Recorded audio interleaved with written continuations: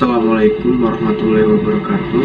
Perkenalkan, nama saya Dean Julfa Ramadan dari Prodi Sistem Informasi dan UPJJ UT Bandung. Di sini saya akan menjelaskan langkah atau proses sebuah entity relationship diagram atau disebut ERD.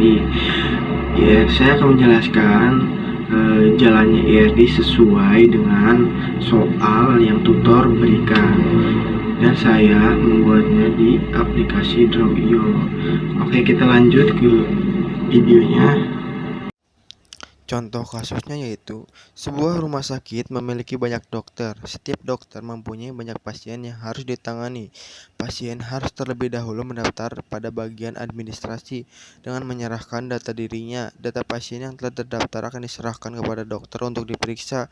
Pasien dapat diperiksa oleh beberapa dokter sesuai dengan situasi dan kondisi pasien. Setelah pasien selesai diperiksa, dokter akan membuat resep obat dan diserahkan kepada pasien.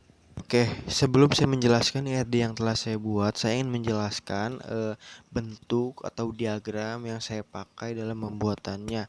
Nah, ini yang persegi panjang disebut namanya entitas. Entitas adalah suatu objek unik yang dapat diidentifikasi dalam lingkungan pemakai. Bahasa gampangnya adalah sebuah wadah yang menampung data lah.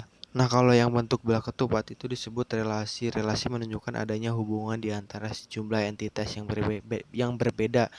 Ibarat gampangnya adalah sebuah koneksi satu sama lain antar entitas. Kalau yang opal ini adalah atribut. Atribut adalah properti dari entitas atau tipe relasi. Bahasa gampangnya adalah isi dari entitas tersebut. Dan yang terakhir adalah bentuk garis. Garis adalah sebuah penghubung antara relasi dengan entitas, relasi dan entitas dengan atribut. Ibarat kata adalah sebuah jalan yang menghubungkan satu sama lain. Nah, ini sebuah simbol I sama dengan 1, M sama dengan banyak, primary key data unik wajib diisi. Ini sebuah data kunci. Terus PK program key atribut tamu supaya atribut saling terhubung. Nah, setiap entitas itu berisi data-data seperti alamat, nama, ID. Nah, itu adalah sebuah atribut dari entitas tersebut. Ya, data dari entitasnya. Nah, oke, saya akan membacakan proses dari setiap entitas tersebut.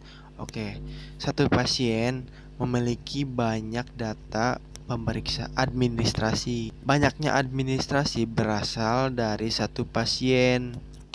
Oke, disclaimer dulu ya, bentuk primary key itu yang curug tuh, yang di ID pasien yang curug di bawah itu adalah bentuk primary key. ID pasien, ID admin, ID pemeriksaan, ID dokter, intinya setiap entitas pasti ada atribut primary key. Oke, lanjut. Setelah itu pasien ke pemeriksaan. Satu pasien menjalani banyak pemeriksaan, sebaliknya juga begitu. Oke, setelah itu pemeriksaan ke dokter. Banyak pemeriksaan ditangani oleh satu dokter, dan satu dokter menangani banyak pemeriksaan. Yang terakhir, pemeriksaan ke resep. Satu pemeriksaan membuat satu resep. Satu resep untuk satu pemeriksaan. Oke. Nah, tadi adalah penjelasan gambaran langkah-langkah ERD dari saya. Jadi kesimpulannya, ERD ini digunakan untuk menggambarkan hubungan antara data pada sistem rumah sakit, mulai dari pasien, administrasi, pemeriksaan, dokter, hingga resep.